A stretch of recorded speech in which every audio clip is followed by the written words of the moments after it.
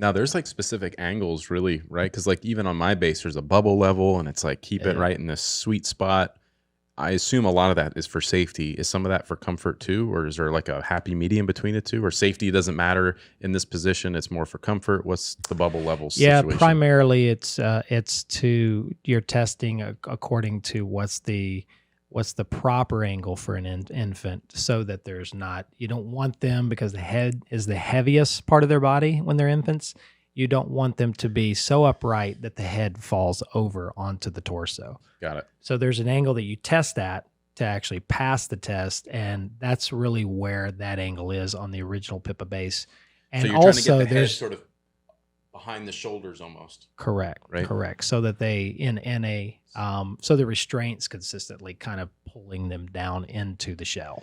That's okay. Let's talk about that, because there's adjustable height seatbelts. When Travis and I used to build race cars, right? You've got a shoulder harness for your seatbelts. It's like there's regulations on it. Doesn't want to be, you won't be, was it 2 inches or something below the shoulder? That's right. You know, so because it's pulling you down. So yeah, if you go too far, it'll pull you down, compress your spine. That's right. And you don't want to be too high because you can move up. Yeah. So you want to be like, similar, like level with the shoulders or just below. Yeah. Right. Yep.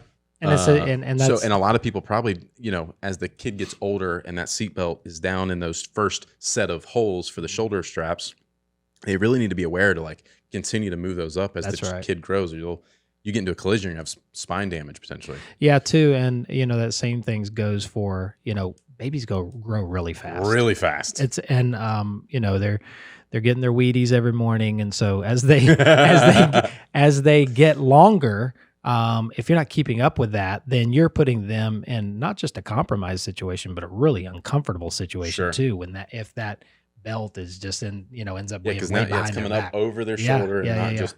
Yeah. Same thing with the insert that you've bought that's so cute and fluffy, right out of the hospital. We say around 11 pounds, that thing's out of there. Well, for some people, 11 pounds happens like next week. I mean, like it literally happens really fast. An aftermarket insert or your infant No, insert? the infant insert that comes on the product. At 11 pounds, that thing needs to be out of there. Got it. Because it just at that the amount of mass the body yours, actually. I don't know how everyone else is, but because I use your product, I'm familiar with it. There's two pieces to that.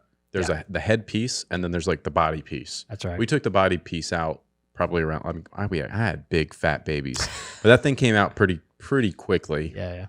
We left the head one in there for a while just because it sort of hugged her head a little bit, and it didn't seem like there was so much, like in a side impact, for example, there would be less of this sort of thing. Is that okay? Yeah. Body inserts, all you're talking about. I mean, you definitely want, I think for comfort, is certainly, unless it's the independent part of it is just kind of like compressing and feels uncomfortable or looks uncomfortable to the child, because it does add a layer of comfort for sure. Yeah, for sure. There's less room. But the body, they're sleeping. It's the body's growing quicker and longer, faster than the head, certainly, and so that's the part that's going to come out first. Mm-hmm.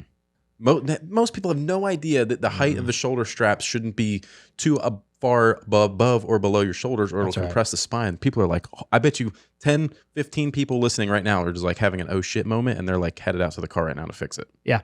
100%. And they should be, because it is not only important that you're addressing these, because that's really where the way the product was designed to function. You want to adjust to that, and it happens fast. I mean, in an infant scenario, that infant at best is going to last in that product for 10 months. And I know you may have spent $200, $300, $400 for that product, but it is what it is. It's babies grow fast. You're going to have to move on to the next stage. You're going to keep buying shoes.